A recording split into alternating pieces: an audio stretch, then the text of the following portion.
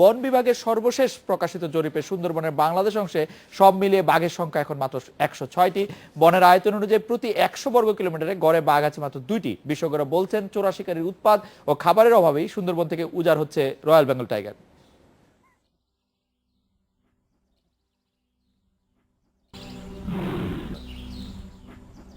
সুন্দরবনে খাবারের যে প্রাচুর্য তাতে একটি বাঘের স্বাভাবিক বিচরণের জন্য দরকার 10 থেকে 15 বর্গ কিলোমিটার এলাকা।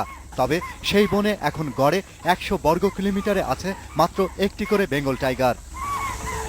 ক্যামেরার ছবি বিশ্লেষণ করে সুন্দরবনের বাংলাদেশ অংশের প্রায় 5000 বর্গ কিলোমিটারে মাত্র 106টি বাঘ থাকার প্রমাণ পেয়েছে বন বিভাগ।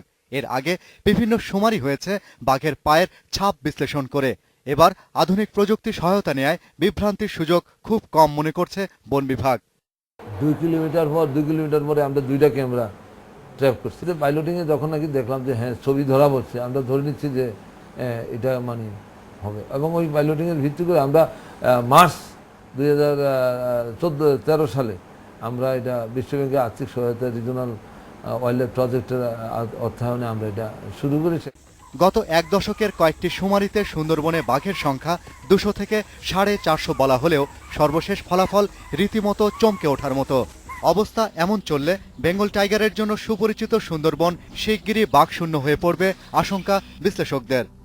ভারতীয় অংশের সাথেও একটা যোগাযোগ রক্ষা করে যদি দুই পাশে এই ধরনের উদ্যোগ নেওয়া হয় যাতে চোরা শিকারীদের নির্মূল করা যায়, তাহলেই কিন্তু বাঘ এবং হরিণের সংখ্যা আপনা আপনি বৃদ্ধি পাবে। চোরা শিকারীদের দৌরাত্ম্য কমানো না গেলে বাঘ রক্ষা সম্ভব নয়, স্বীকার করছেন বন কর্মকর্তারাও। এবং এখানে বনদস্যুর উপদ্রব সবসময় আছে। এই বাঘ শিকারীরা কিন্তু এখন বনদস্যুদের ছত্রছায়ায় বাঘ শিকার করে থাকে। সুন্দরবনকে 3টি অঞ্চলে ভাগ করে 2 বছর ধরে ক্যামেরা ট্র্যাপিং চালায় বন বিভাগ। আগামী 2 বছর পর আবারও একই পদ্ধতিতে ছবি তুলে বাঘ গণনা করবে তারা। Shahriar Anirban, independent news, Dhaka. বন্যপ্রাণী গবেষক আব্দুল্লাহ আব্রাহাম আছেন আমাদের সঙ্গে। তার কাছে জানতে চাইবো যে 106টি বাঘের যে হিসাব সুন্দরবনে আমরা পাচ্ছি, সেই হিসাবটি আসলে কতটা সঠিক? এটি বেশি নাকি এটি কম নাকি এটি ঠিকই আছে? আপনার পর্যবেক্ষণ কি জানাব আব্দুল্লাহ আব্রাহাম? ধন্যবাদ আপনাকে। আসলে বাঘের এই সংখ্যাটা নিয়ে আমি খুব একটা চিন্তিত নই, কারণ ক্যামেরা ট্র্যাপিং বাংলাদেশে প্রথম করা হলো। এই পদ্ধতিটা যে সুন্দরবনের জন্য একেবারেই সঠিক সেটা কিন্তু এখন নির্ভুলভাবে বলা যাবে না। এর আগে পাগ মার্কের মাধ্যমে 420টা পাওয়া গিয়েছিল এবং তার একটা রিপোর্টও আছে।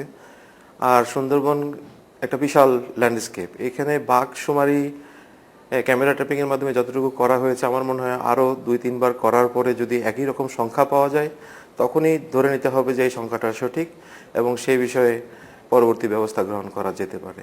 জনাব আব্রাহাম, যখনই ক্যামেরা ট্র্যাপিং করা হয় তখনও আপনারা অনেকেই বলছিলেন, অনেক বিশেষজ্ঞদের আমরা বলতে শুনেছি যে এটি দিয়ে আসলে সবচেয়ে সঠিক সংখ্যা পাওয়া একটি মুশকিল। দ্বিতীয় কথা হচ্ছে যে এই ক্যামেরার মাধ্যমে এই জরিপ চালানোটা আসলে বন্য প্রাণীর জন্য যে সবসময় সুখকর ব্যাপারটি সেরকমও না। আপনার এই বিষয়কে আর একটু আপনি বলবেন? এখন যারা বন্যপ্রাণীর এই শুমারিগুলি করে থাকেন বা এই টেকনোলজি সম্পর্কে গবেষণা করে থাকেন তাদের প্রস্তাব অনুযায়ী আসলে ক্যামেরা ট্র্যাপিংটা করা হয়েছে। এখন এরপরে আধুনিক কোনো পদ্ধতি বা আরও গ্রহণযোগ্য কোনো পদ্ধতি সুন্দরবনে অ্যাপ্লাই করা যায় কিনা সেটা দেখার বিষয়।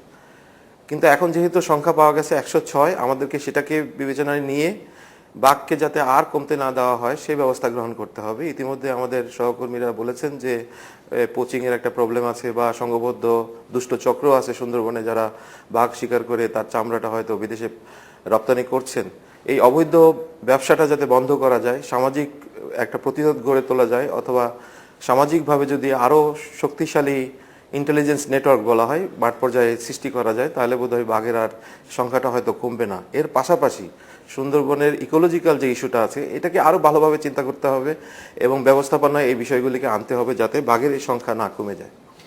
জনাব আব্দুল্লাহ আব্রাহাম, বাঘের যে পোচিং এর কথা বা চোরা শিকারের কথা যেটা আমরা শুনে থাকি, সুন্দরবনের ক্ষেত্রে কি সেটি আসলে কোনো বাস্তব সমস্যা? মানে আমরা কি এরকম প্রমাণ পাচ্ছি বা পেয়েছি?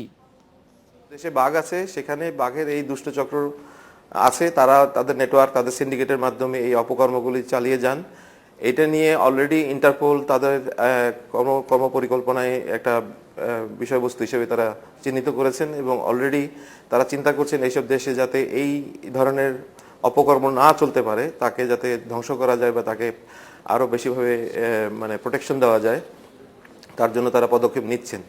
ইতিমধ্যে এই ধরনের প্রকল্প গ্রহণ করার জন্য বন বিভাগ একটা প্রস্তাব ইতিমধ্যে IUCN-এ সাবমিট করেছে। যদি এটা হয় তাহলে হয়তো বাংলাদেশে এই ধরনের সমস্যা থেকে আমরা কিছুটা মুক্তি পাবো। জনাব আব্দুল্লাহ ইব্রাহিম, আপনাকে অনেক ধন্যবাদ। এর স্পিক একটা ছোট্ট বিরতি নিচ্ছি, ফিরছি একটু পরে।